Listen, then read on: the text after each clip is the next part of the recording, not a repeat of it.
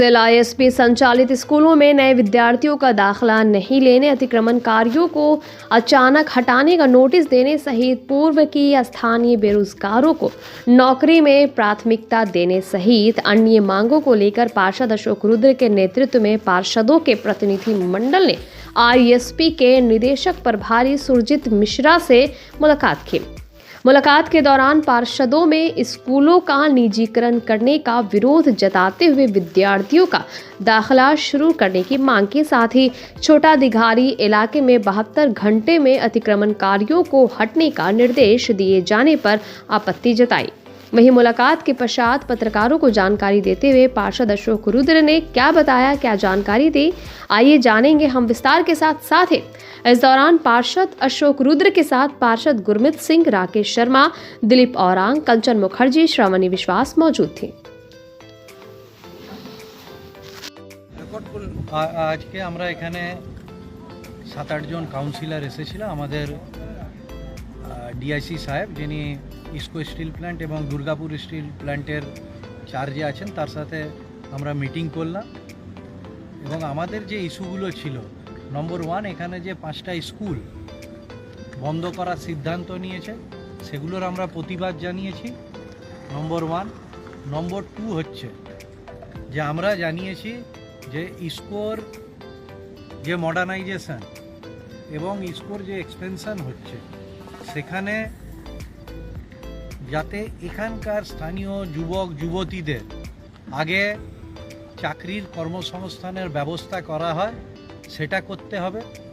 নম্বর 3 যে হঠাৎ করে এই যে সেল আইএসপি এভিকশন নোটিশগুলো দিচ্ছে উচ্ছেদ করা দোকানদারদের, তো তাদের যদি একটা পুনর্বাসনের ব্যবস্থা না করা হয় তাহলে কিন্তু খুব অসুবিধা হয়ে যাবে এবং এই 72 ঘন্টার সময়ের মধ্যে তো কেউ ওখান থেকে সরে যেতে পারবে না, কারণ 30-40 বছর ধরে ওখানে ব্যবসা করে যাচ্ছে। এবং একটা জিনিস ওনাদের সাথে কথা হয়েছে, ওনারা বলছে এটা তো আমরা করিনি, এটা আমাদের মন্ত্রণালয় থেকে করেছে, আপনারা মিনিস্ট্রিকেও জানান।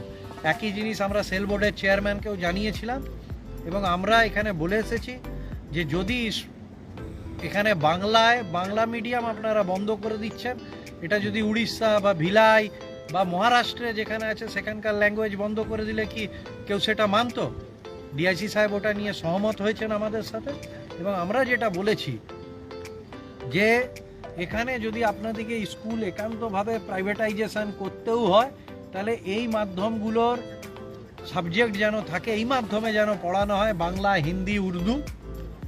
এবং এখানকার যারা আমাদের গরিব ঘরের বা আর্থিকভাবে যারা উইক সেই ঘরের যে ছেলেমেয়েরা আছে তাদের ফি স্ট্রাকচারটা যাতে কোনোভাবেই কম না হয়, কারণ আপনাদের টাকার তো কোনো অভাব নেই, আর্থিক সঙ্গতি সেল আইএসপির আছে। এবং একই সাথে যেটা আরেকটা বিষয় নিয়ে আমরা লড়ছি যে এখানকার শ্রমিক ভাইদের মাইনে কেন দুর্গাপুর এবং অ্যালয় স্টিল প্ল্যান্টের সমান হবে না, ডেফার আছে।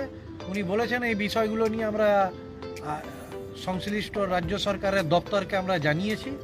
এবং আরেকটা জিনিস ওনারা আমরা বারবার স্থানীয়দের রিক্রুটমেন্টের দাবি করাতে একটা জিনিস উনি বলেছেন যে আশেপাশের যারা আছে তাদের একটা কে কি ধরনের কাজ করতে পারে, কে স্কিল্ড, কে সেমি স্কিল্ড, কে আনস্কিল্ড, একটা ডেটা আপনারা আমাদের দিয়ে যান, আমরা ওটা অফিসিয়ালি গ্রহণ করব এবং আমাদের যে ট্রেনিং সেন্টার আছে সেখানে আমরা পাঠাবো এবং আমরা সংশ্লিষ্ট যারা এদের কর্মসংস্থান করে তাদের সাথেও কথা বলবো যে আগে এদের প্রায়োরিটির বেসিসে যাতে রিক্রুট করা হয়। অতএব আমাদের যে লড়াইটা ছিল ইসকোর সম্প্রসারণে স্থানীয়দের নিয়োগ, আমরা সেটার সাথে একদম শেষ অবধি থাকব। নম্বর 2 এই স্কুলগুলো যদি বন্ধ হয়ে যায় তাহলে আমাদের যারা এখানে পড়ে তারা কোথায় যাবে? অলরেডি একটা স্কুলকে এরা বন্ধ করে দিয়েছে, আমাদের এই কাঞ্চন মুখার্জির ওয়ার্ডে যে স্কুল ছিল ছোট দিকারি স্কুল। এবার এখানে ওনারা একটা বললেন যে 5টা স্কুল যে বন্ধ করার কথা ছিল, কিশলয়টাকে আমরা বন্ধ করব না, এই 4টেকে আমরা বেসরকারি হাতে দেব। তখন আমরা বলেছি এদের যেন গরিব ছেলেমেয়েদের দেখতে হবে। এবং আরও আমাদের যে 5-6 জন কাউন্সিলর যারা আমরা আসি, 15-16 জন এই আসানসোলের এই পারে, তারা আরও কয়েকজন আমাদের পার্টির প্রোগ্রাম চলাতে আসেনি এবং আমরা বলেছি এভিকশন নোটিশ দেওয়ার আগে আপনারা একটু ভাবুন লোকগুলো কোথায় যাবে, তাদের একটা কোনো জায়গায় বন্দোবস্ত করে দিন। এই নিয়ে আমরা আজকে কথা বলেছি এবং দাবি যতদিন না আমাদের আন্দোলন হচ্ছে, আমরা এই দাবির সপক্ষে আমরা এখানকার মানুষজনের পাশে আছি। সে পড়ুয়া হোক, সে শ্রমিক ভাইরা হোক, সে যুব চাকরি প্রার্থীরা হোক, আর সে আমাদের যে ভাইরা এভিকশন নোটিশ পাচ্ছে সেই ছোট ব্যবসায়ীরা হোক, আমরা প্রত্যেকে সাথে আছি। এবং আমরা বলেছি আপনাদেরকে যে কপি আজকে আমরা দিয়ে এলাম সেটাও আপনারা তাহলে মন্ত্রণালয়কে পাঠিয়ে দিন, কেন এরা বলছে এটা স্টিল মিনিস্ট্রির ডিসিশন, আমাদের নয়। তো এই লড়াই আমাদের চলবে এবং আমরা আশা করব এখানকার মানুষের আওয়াজ শুনে এই সিদ্ধান্তগুলোকে মানবিকভাবে বিচার করে সিদ্ধান্ত স্টিল অথরিটি অফ ইন্ডিয়ার এই ইস্কো স্টিল প্ল্যান্ট নেবে। ধন্যবাদ।